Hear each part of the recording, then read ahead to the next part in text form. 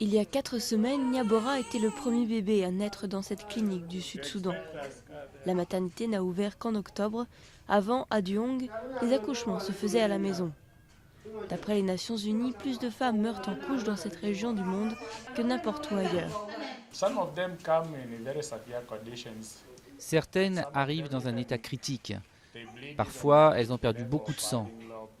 Donc, on est obligé de les garder et de leur donner des médicaments, parce qu'on ne peut pas faire de transfusion, ce qui est un autre problème.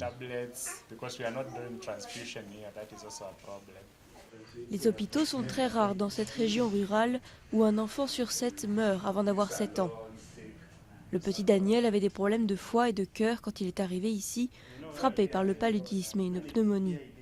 Il serait mort si sa mère n'avait pas marché pendant 3 heures pour l'amener à la clinique.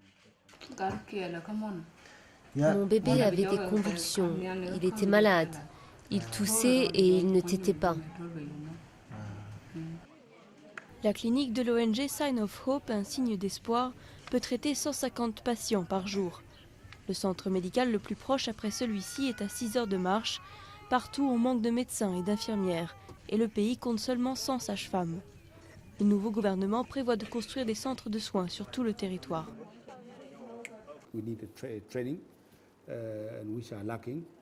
On a besoin de formation, c'est ce qui nous manque. Il faut pouvoir motiver le personnel médical, financièrement aussi. Tout ça pèse sur le budget du gouvernement.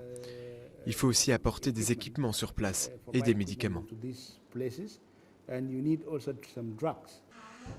Des cliniques comme celle-ci sont vitales pour la santé des mères et de leurs enfants, alors que beaucoup meurent encore de maladies qui pourraient être soignées.